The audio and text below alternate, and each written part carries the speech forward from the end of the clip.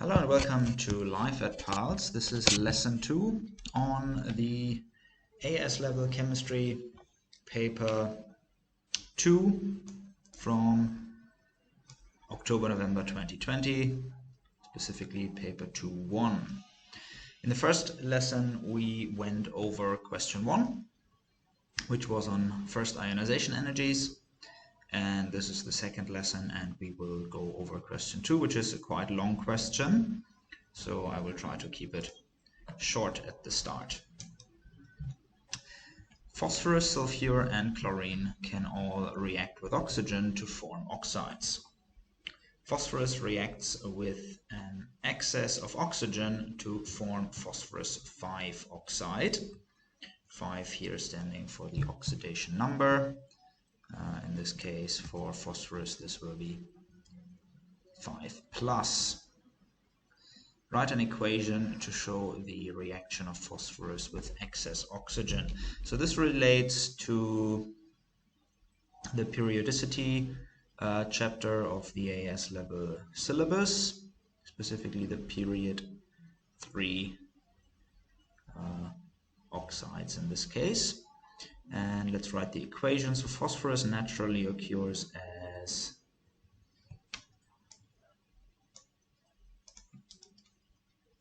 P4.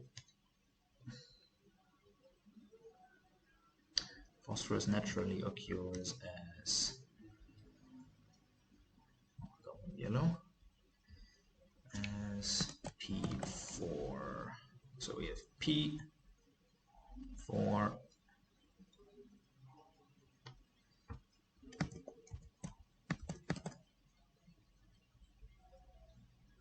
plus O2, and we are told that we have phosphorus 5 oxide. So that means our phosphorus has an oxidation number of 5, oxygen 5+, oxygen is 2-, the valency in this case of oxygen is 2, and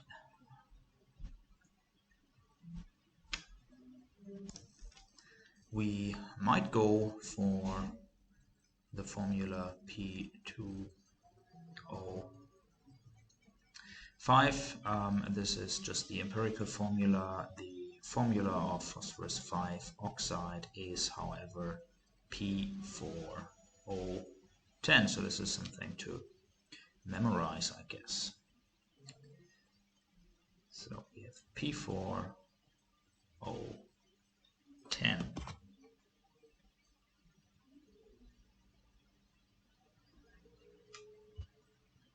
And that means we need 5 oxygens, 5 O2s here. That is the balanced equation for the reaction. Describe the reaction of phosphorus 5 oxide with water. Since phosphorus 5 oxide is a non-metal oxide, it is an acidic oxide, which means it will react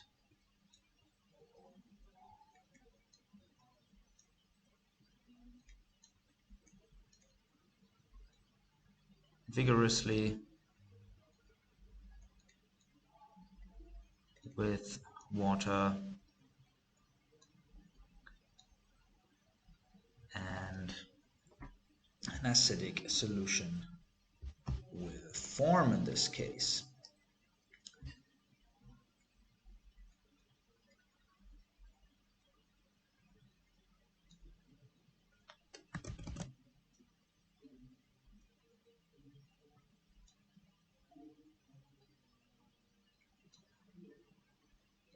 And this reaction is obviously exothermic,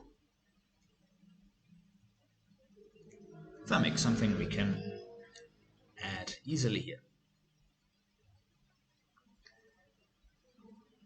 What other form of reaction do we have here, since it reacts with water and is broken down into phosphoric acid? We have as well a high hydrolysis reaction. The structure and bonding of solid phosphorus 5 oxide is we have covalent bonding, and the structure is simple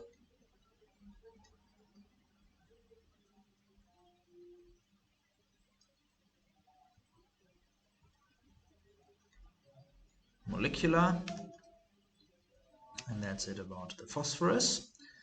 The two most common oxides of sulfur are SO2 and SO3. When SO2 dissolves in water, a small proportion of it reacts with water to form a weak bronze-telluric acid. Explain the meaning of the term weak bronze-telluric acid. So 2-point question, 1 point for weak, 1 point for bronze-telluric. And the meaning of this is a bronze-telluric acid is a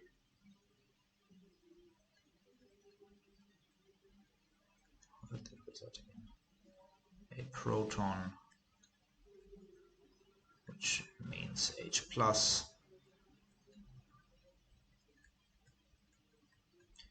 donor, and that's the bronze-telluric acid. Weak refers to which does only partially dissociate when in solution.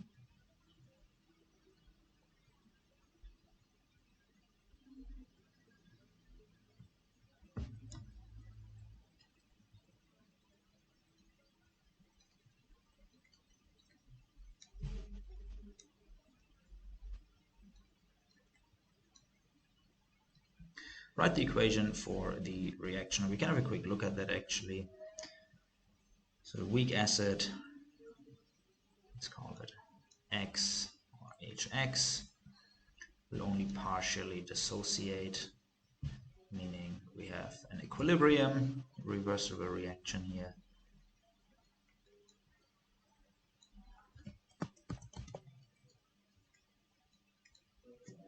And the equilibrium for a weak acid is usually shifted quite far towards the right, but that goes a bit far. For today, that would bring us to the kPa's. Write the equation for the reaction of SO2 with water. It is fairly simple. We have SO2 plus H2O, and this is an addition reaction. We just put the two together. We get H2SO3. As it reacts with NO2 in the atmosphere to form SO3 and NO. NO is then oxidized in air to form NO2. So we have SO2 plus NO2 gives SO3 plus NO, and 2NO plus O2 gives 2NO2. State the role of NO2 in this two-stage process. The role of NO2 is, in this case, being a catalyst. So you might ask yourself the question, well, I thought a catalyst doesn't take part in a reaction and it's not changed by a reaction. If we look at the overall reaction, which is a two-step process, NO2 is not changed, and we can simply prove that by taking these two equations and fusing them into one. So let's write all reactants on one side, all products on one side. So we have SO2 plus NO2, and now from the second equation plus 2NO plus O2, and now the products SO3 plus NO plus 2NO2.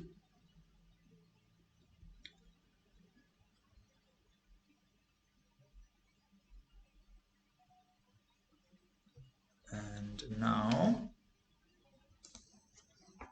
we can see that NO2 is present after and before the reaction.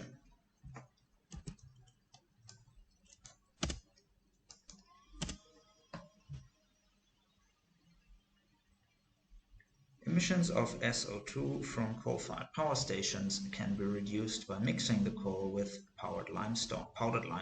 Limestone is heated to form calcium oxide in reaction 1. This then reacts with sulfur dioxide and oxygen to form calcium sulfate in reaction 2. You can see reaction 1 here. Calcium carbonate to form calcium oxide and carbon dioxide, and reaction 2 we can see here. State the type of reaction occurring in reaction 1. We can see we have calcium carbonate forming calcium oxide and carbon dioxide.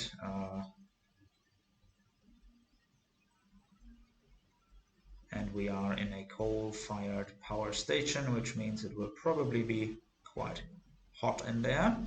So this reaction is a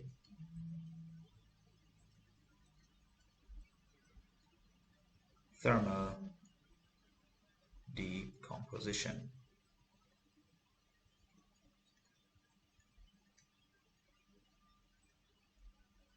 reaction. Use the data to calculate the enthalpy change of the reaction. Okay, so we want to find delta HR.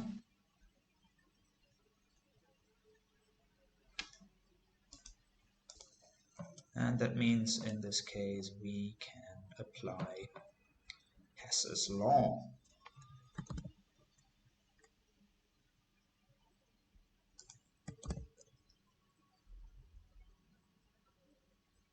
Which we can see here. This is the enthalpy cycle, sorry, Hess's law is coming here. Enthalpy cycle we need second. So Hess's law states that the total enthalpy change in a chemical reaction is independent of the route by which the chemical reaction takes place, as long as the initial and final conditions are the same. So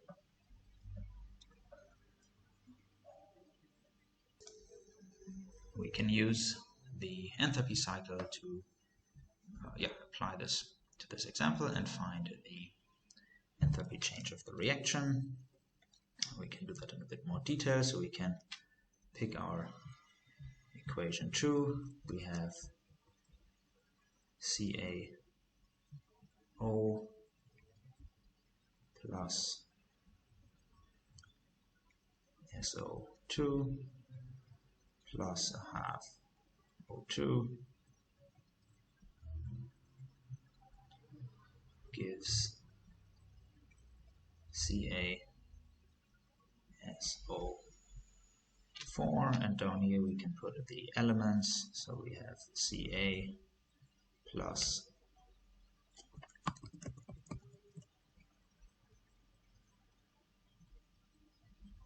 1, 2, 3, 4 oxygen, so 2 O2 and sulfur.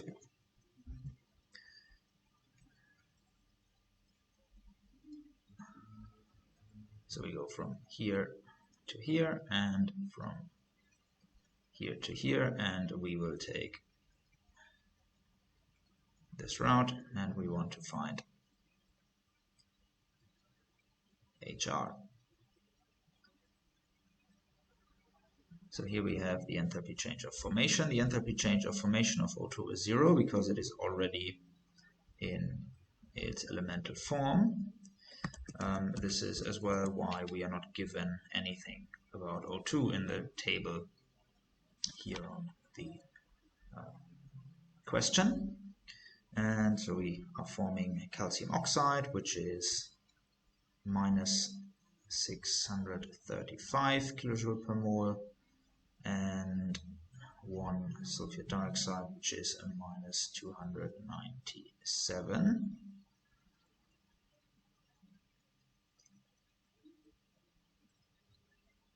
And here we have a minus 1434. So following that route from the elements to the reactants to the products, that would in the end give us delta H, the enthalpy change of formation of delta H2 being equal to delta H1 from here plus delta HR, the enthalpy change of formation. Taking the route from the elements to the products. So in our case, we know delta H2 and we are looking for delta HR. So we have to rearrange this formula, make delta HR the subject, and we can go over here. Delta HR is equal to delta H2 minus delta H1, which means we have delta H2 being minus 1434 kilojoule per mole minus, and bracket, minus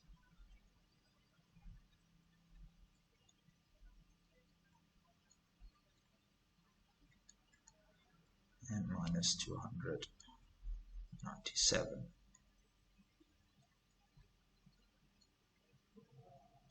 So we first find what's in the bracket, and this will be a negative number, and then we have minus again, so in the end we add the sum that we get here, 2 minus 434, and that will give us a total of minus 502.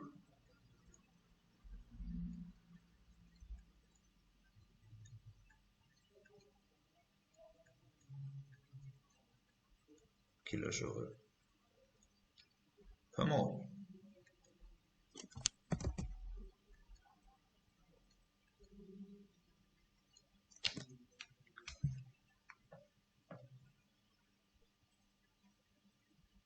Okay, D. Chlorine forms several oxides, including Cl2O, ClO2, and Cl2O6. Draw a dot and cross diagram for Cl2O. Show outer shell electrons only. Okay, that should be easy. Let's put oxygen in the middle. We know oxygen has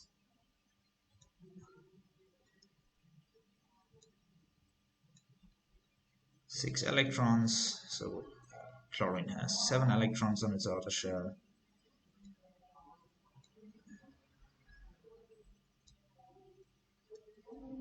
So this is where we will have a single bond, and here we will have a single bond, and don't forget the remaining 6 electrons on chlorine.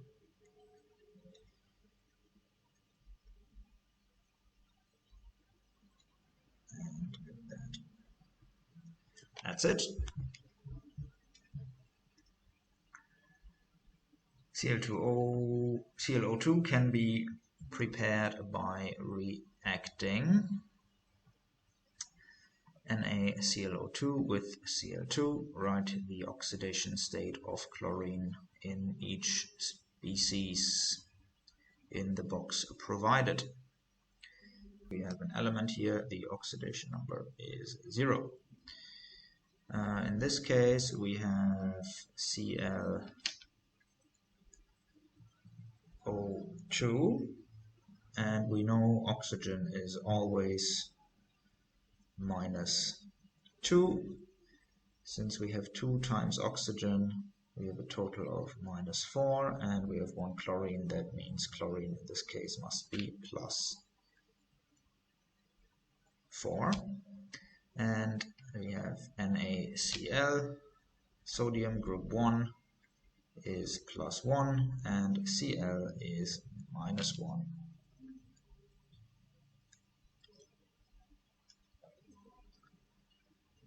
Cl2O6 gaseous is produced by the reaction of ClO2 with ozone O3. The reaction takes place at 500 Kelvin and 100 kilopascal. State and explain the effect on the yield of Cl2O6 when the experiment is carried out at 1000 Kelvin and 100 kilopascal and 500 Kelvin and 500 kilopascal. So this is, as we can see, a reversible reaction here. And that means these changes of temperature and pressure will have an effect on the position of the equilibrium. The information that we get as well here is the enthalpy change of the reaction, which is -216 kilojoule per mole from reactants to products, a forward reaction. And since delta H is a negative, that tells us that the forward reaction is exothermic. Let's actually move that over here.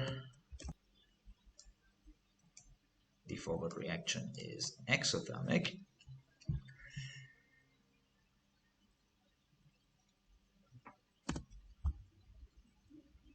And the reverse reaction is endothermic. Now, the first change is from 500 Kelvin to 1000 Kelvin, which means increase in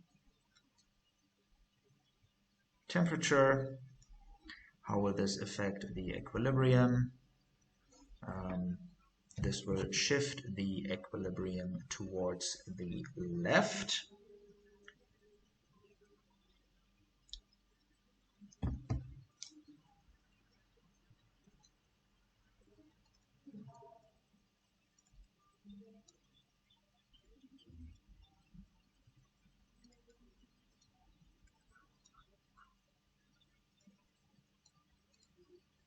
Left because the forward reaction is exothermic, which means the endothermic reaction is favored from an increase in temperature. What effect does that have on our yield? Since the equilibrium shifts to the left, this will decrease the yield. So, next change, increasing the pressure from 100 kilopascal to 500 kilopascal. So we have 100 kPa to 500 kilopascal. So pressure has only an effect on the gases in a reaction, and we can count the moles of gases. On reactant side we have, this is a gas and this is a gas, 2, we have a total of 4 moles of gases, and on the product side we have a total of 1, 2, 3 moles of gases. Increasing the pressure causes the particles to get closer together. The equilibrium responds in a way and shifts in a way to lower the pressure basically, and that means the side of the reaction with less mole of gaseous molecules is favored, which means in this case the equilibrium will shift towards the right side.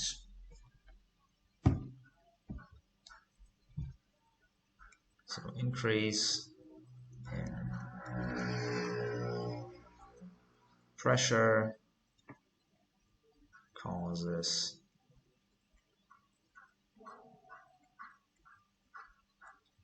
to equilibrium to shift to the right. Why? Because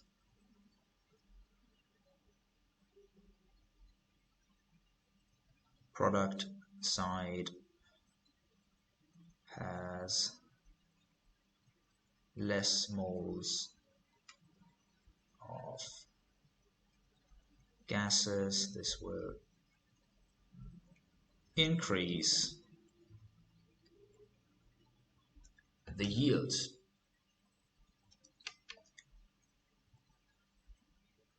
And that is the last part of the question and of this lesson. Element E is a period 5 element.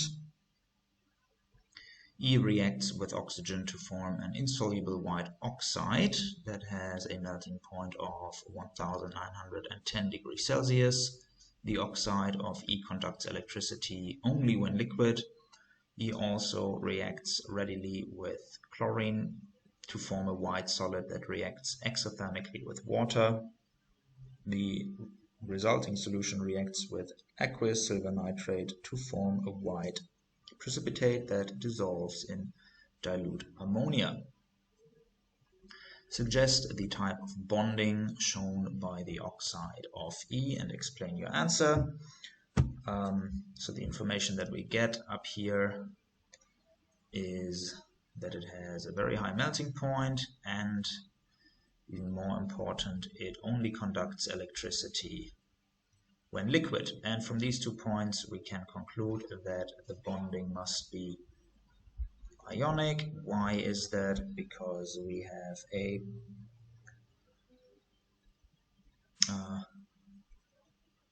high melting point and it conducts electricity when liquid.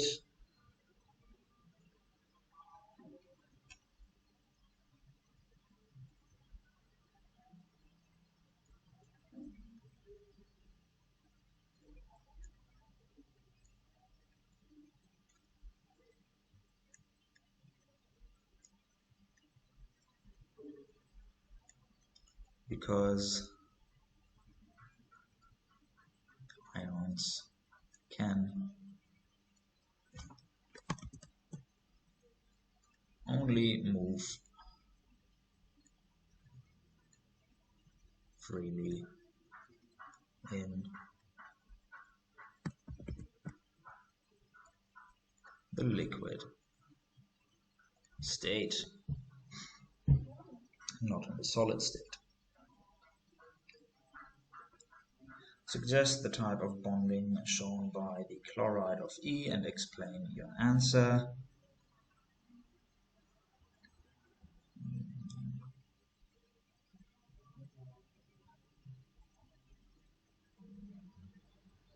That one's a bit more tricky, but it is covalent, and the reason for that is because it can be hydrolyzed by water.